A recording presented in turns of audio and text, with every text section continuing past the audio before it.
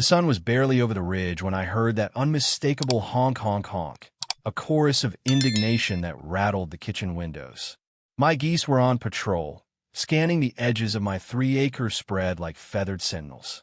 They were as loud as car horns and just as stubborn. If you've never seen an enraged goose, let me tell you, those creatures can do more than nip. They'll chase off intruders, hiss like devils, and flap their wings in a show of force that would put a linebacker to shame. I inherited this little slice of suburban countryside from my Aunt Millie 10 years ago. Back then, it was a modest homestead with a duck pond, a weathered greenhouse, and a tangle of roses that refused to be tamed. Over time, new developments crept closer, and eventually we got ourselves an HOA, Stonebridge Acres Homeowners Association. It started off innocent enough, neighbors wanting consistent trash days, neat mailboxes, that sort of thing. But power can go to some people's heads faster than you can say lawn violation. My geese came to live with me quite by accident. A friend of mine from a neighboring county asked if I could adopt a few goslings that needed a safer home. They're docile, he claimed, just want a bit of open space. Well, they grew into big, muscular birds that had all the docility of miniature T-Rexes. Yet I adore them. They had names, Captain Beaks, Lady Augusta, and Rusty among them, and they strutted around the yard like they owned the place. Enter Nadine Wicker, the brand new president of the HOA. She moved into the fancy house at the end of the cul-de-sac, the one with the grand archway and stony facade. Some folks said she was a former corporate executive who decided to downshift into suburban life. Others whispered that she had run an HOA before and ended up running half the neighborhood out of town. All I know is the moment she was elected, she started brandishing these thick rulebooks, bylaws she intended to enforce with the zeal of an over-caffeinated meter maid. I first crossed paths with Nadine when she sent me a glossy printed letter replete with bullet points, complaining about unauthorized livestock. She asked me to immediately remove or rehome any large birds, goats, or farm animals that were not in compliance with the HOA's aesthetic standards. That's what she called them, large birds. Aesthetic standards. My geese. In the same sentence. I almost laughed myself silly. The land my Aunt Millie left me was designated partially agricultural. I didn't see how the HOA could override that. Nonetheless, I knew better than to assume they'd just back off if I ignored the letter. HOAs can be relentless, especially if they sense a challenge. Before I could muster a reply, I made the mistake of stepping out to my mailbox one morning to find Nadine, dressed in a crisp blouse and perfectly pressed khaki pants, taking pictures of my property with her phone. She swiveled when she heard me approach. "Oh, hello," she said, her voice so sweet it could rot your teeth. I was documenting what I believed to be code violations. "Ma'am," I replied, "what exactly are you referencing?" She pointed down the slope toward the pond. My geese had gathered there, waddling in a loose formation. "Those animals," she said, "and the condition of your outbuildings. They're not in compliance with Stonebridge Acres guidelines." I frowned. "You realize that half of my land is grandfathered under older county ordinances, right?" Her lips pursed as if she'd bitten into a lemon. "I'm aware, but the HOA has expanded its jurisdiction. We expect members to conform for the betterment of the neighborhood." I stared at her. I never agreed to any expansion, and the geese aren't going anywhere. She gave me a saccharine smile and snapped another photo. "We'll see." That evening, I made myself a cup of chamomile tea and watched from my porch as my geese lined up along the fence. They seemed more agitated than usual, as if sensing a threat. Geese have uncanny instincts for trouble, and something about Nadine's presence must have set them off. In the coming days, I'd learned just how persistent Nadine could be. She wasn't content to send polite reminders or wait on official rulings. No, she wanted immediate control, and she planned to make an example of me. Little did she know, she was about to meet the unstoppable force of beaks and honks that were as fiercely territorial as any guard dog, and she was walking right into their domain. The next week brought a flurry of letters from the HOA. Some arrived in the mailbox, others taped to my door like scarlet warnings. Each demanded compliance with a laundry list of obscure community guidelines. They threatened fines, legal action, and even property liens if I didn't remove the geese or confine them to a small pen out of public view. To an outsider, it might sound laughable, an HOA going nuclear over geese. But I knew from experience that these associations sometimes have real power. They could tie me up in court, piling on legal fees in an effort to break my resolve. I wasn't frightened exactly, more irritated and determined to stand my ground. When a second wave of letters arrived, I decided it was time to do a little digging. I discovered that Nadine had recently led a push to update the bylaws, slipping in new clauses that gave the HOA increased authority over properties that had partial agricultural usage. She'd orchestrated it at a meeting most folks assumed was routine. Hardly anyone showed up, so the motion passed with minimal opposition. I also heard rumors from longtime neighbors about Nadine's penchant for intimidation. She'd send official-looking documents claiming to have a legal right to forcibly remove livestock or structures. Some folks, not wanting the hassle, simply complied. They got rid of their backyard chickens or canceled plans for a garden greenhouse. But my property was different. It wasn't just a backyard. It was a genuine mini-farm, the last vestige of my aunt's life work. My geese went about their business, oblivious to the looming clash. They ate grass, splashed in the pond, and chased off the occasional raccoon. Yet I noticed them becoming extra riled whenever strangers entered the front gate. Maybe it was the tension in the air, or maybe they simply disliked newcomers. Then, one afternoon, I caught Nadine trespassing with a tape measure. She was kneeling near the edge of my greenhouse, muttering to herself. The moment she saw me, she hopped up, flustered. I was verifying setback distances, she said, tapping her phone.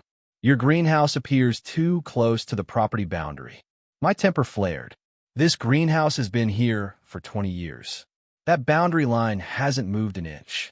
She pursed her lips. Things change. Regulations evolve. I gestured for her to leave.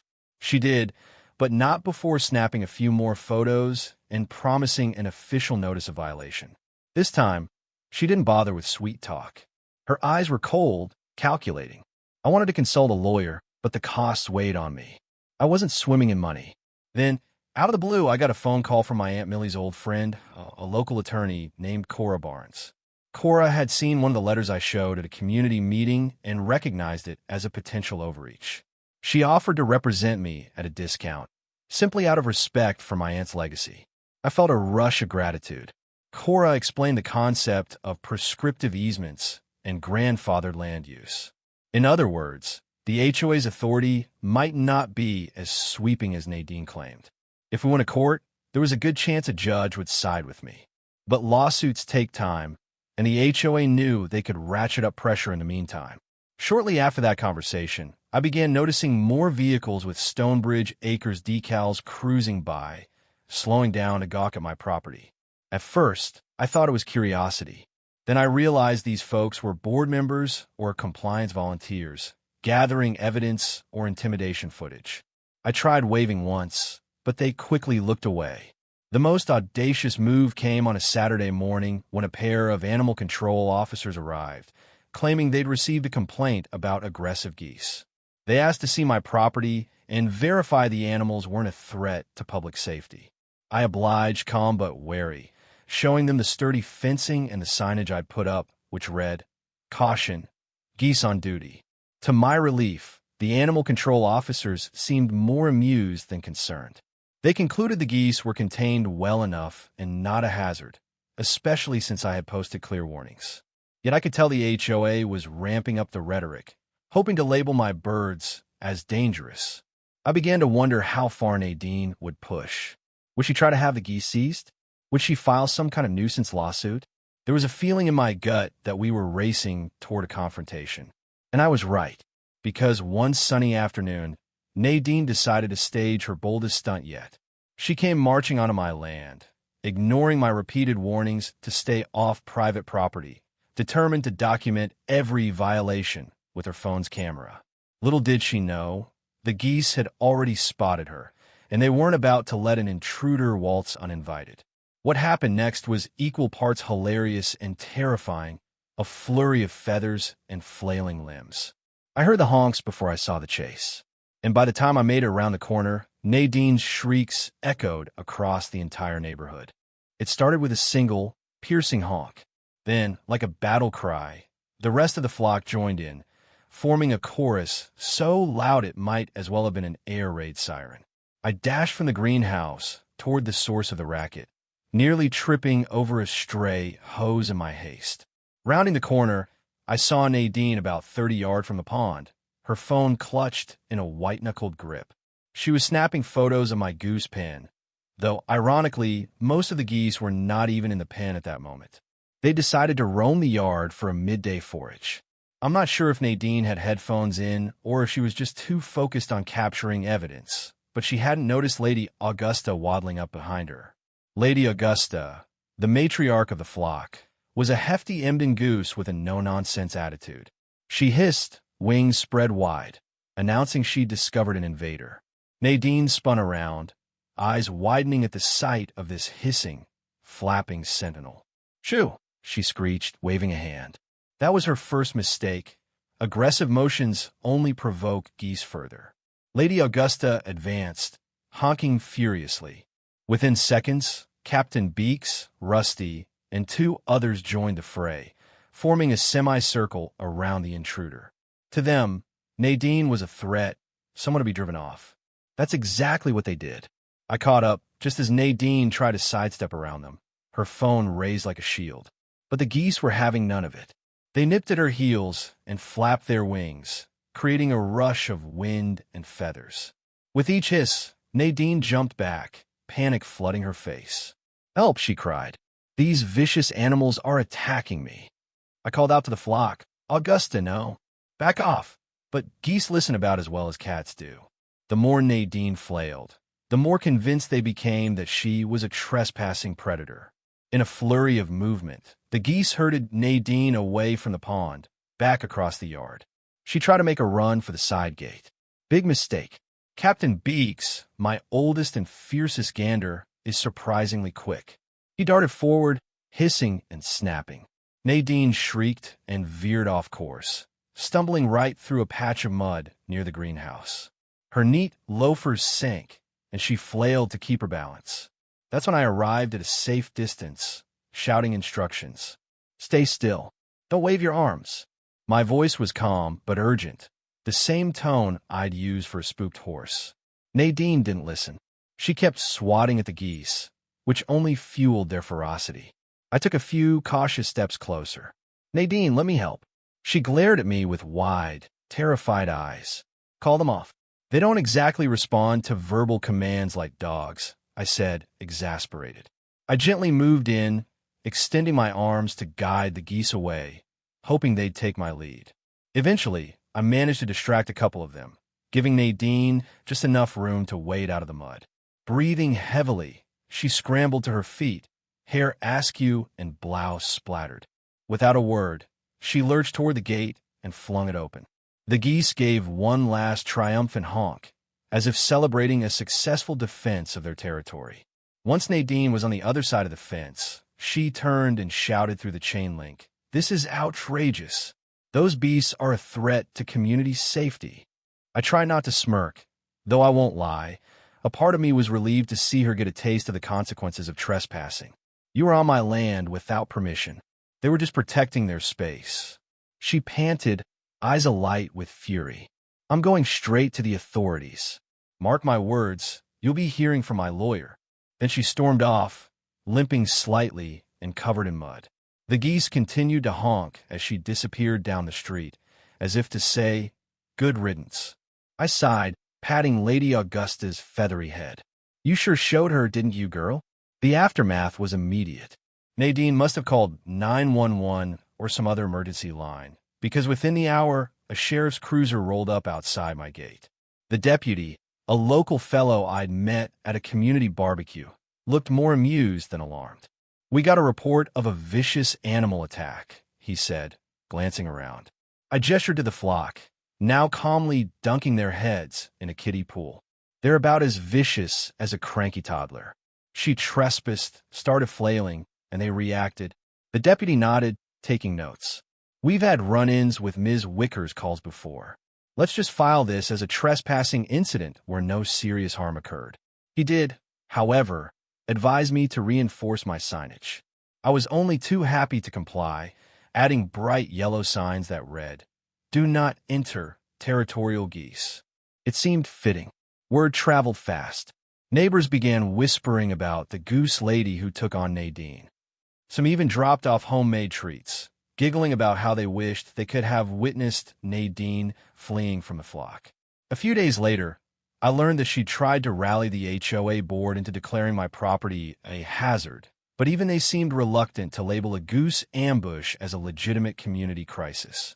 Still, if I'd learned one thing about Nadine, it was that she never gave up easily. The fiasco with the geese only hardened her resolve. She wasn't humiliated, she was enraged, and she was plotting her next move. Little did she know, she'd stirred up enough local support for me that her threats were starting to lose their bite. If Nadine's first tactic was intimidation, her second was pure escalation. Within a week of the goose ambush, the Stonebridge Acres HOA board filed an official complaint with the county, labeling my geese aggressive wildlife. It was a stretch. Domestic geese aren't classified as wildlife, but that didn't stop Nadine. She claimed they posed a serious risk to anyone who might wander onto the property. And that was just the beginning. She also unleashed a volley of new violation notices, each more ludicrous than the last. One demanded that I dismantle my greenhouse because it reflects sunlight in a distracting manner for passing drivers. Another insisted that my fences were 3 inches too high, citing some newly minted rule from last month's meeting. As if that weren't enough, a letter arrived claiming I owed thousands in HOA fines for deliberately breeding aggressive animals. My stomach twisted in anger. I suspected Nadine was hoping I'd fold under the sheer weight of legal threats. But thanks to my aunt's friend, Cora, I had a formidable ally. Cora calmly reassured me that most of these claims were baseless. "They're throwing everything at the wall to see what sticks," she said, sipping tea in my kitchen while reviewing the latest letters. "Keep documenting everything, and don't respond directly. We'll handle it through proper channels." The tension affected my day-to-day life. Each morning, I half expected a county official or an animal control van to roll up. My geese, sensing the unease, became extra vigilant. Whenever a car slowed near the gate, they'd waddle forward as one, heads tilted, ready to see off intruders with a cacophony of honks. Meanwhile, the neighborhood gossip mill was on overdrive. Some folks sympathized with me, seeing Nadine's crusade as a power trip. Others feared crossing her, worried she'd set her sights on them next. A few misguided souls actually believed her claims that I harbored dangerous beasts. They avoided eye contact at the grocery store, as if I might set the geese on them then and there.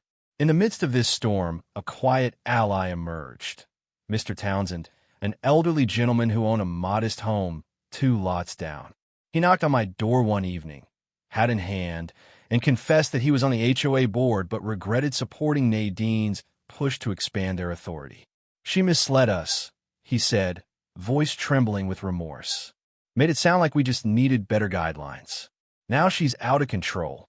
He offered to share board meeting minutes and internal emails that might help my case. Apparently, Nadine had a pattern of rewriting rules without a proper vote, then presenting them as if they were ironclad law. I thanked him profusely. The documents he provided were a treasure trove of evidence, revealing that Nadine's expansions were borderline fraudulent.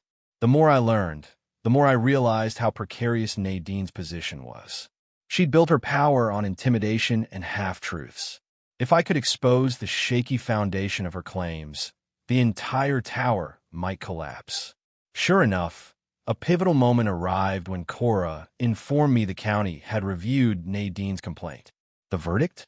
Since my geese were domestic poultry, they didn't fall under aggressive wildlife. Furthermore, the county recognized my land's semi-agricultural zoning. In simple terms, the HOA's complaint was denied. I breathed a huge sigh of relief.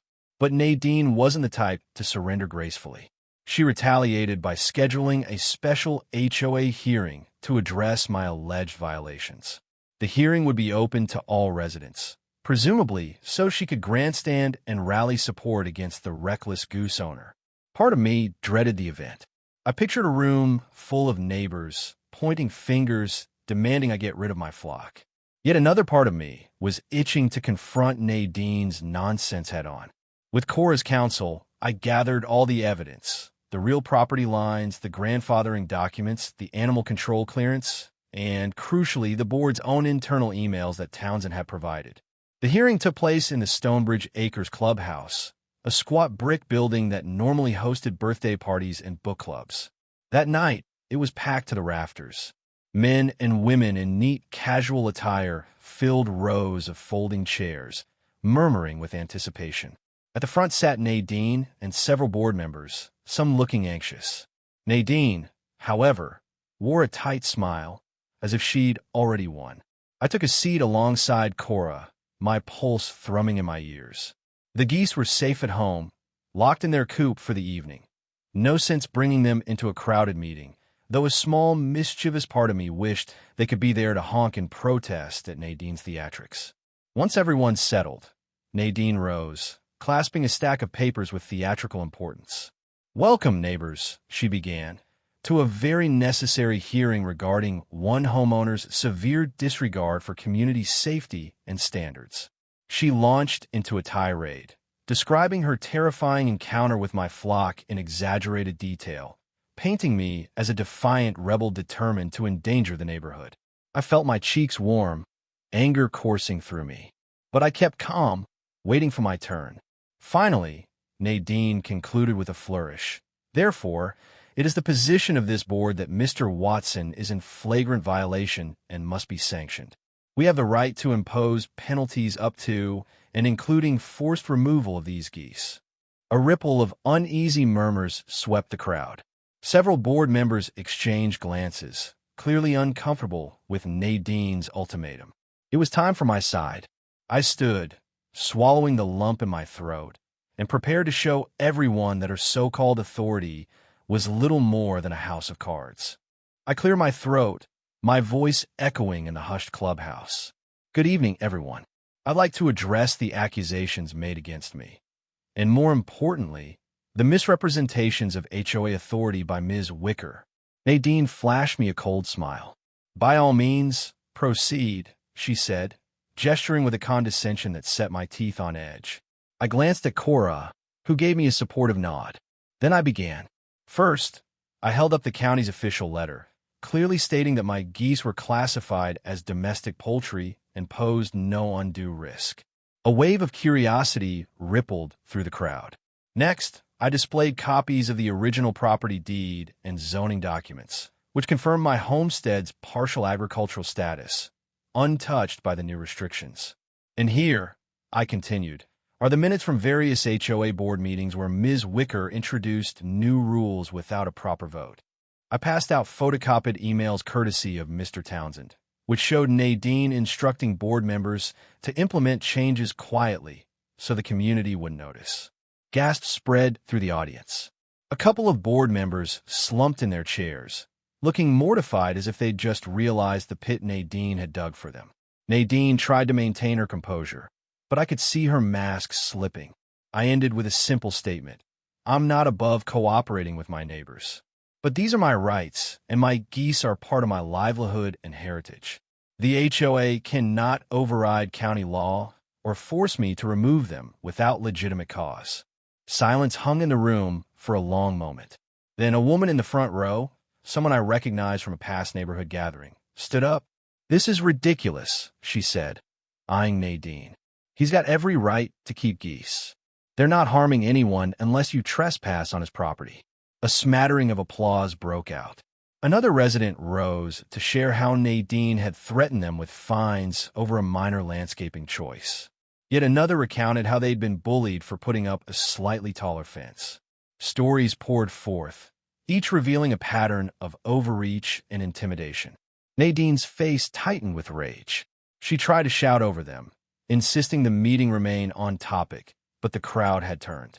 One of the board members, Ms. Adler, an older lady with a reputation for fairness, finally tapped the microphone. "I move that we dismiss the charges against Mr. Watson," she said firmly, "and further, that we hold a review of Ms. Wicker's actions as HOA president." A roar of agreement washed through the clubhouse. Nadine attempted to retort, but Ms. Adler overrode her. "You've used questionable methods and wasted our time on a vendetta. I believe we need a full vote now." The board members, clearly embarrassed and eager to distance themselves from Nadine, took a quick vote on dismissing my violations. It passed unanimously. The second vote, whether to formally censure Nadine and remove her from her post, was called. Several members raised their hands without hesitation. Nadine looked around, alarmed, as more hands joined. In seconds, it was a done deal. Nadine, eyes blazing with fury, let out a strangled sort of noise, then stormed out of the clubhouse to scattered applause from the audience. The door slammed behind her with a hollow thud. I sank back into my chair, a tide of relief washing over me. Cora patted my shoulder. Around us, neighbors came up to shake my hand, offering congratulations and apologies for letting things get this far. I assured them I held no grudge. My quarrel was with Nadine's tyranny, not them personally. In the aftermath, the HOA board reorganized, promising more transparency. Many of Nadine's draconian rules were scrapped. As for me, I returned home that night feeling lighter than I had in months.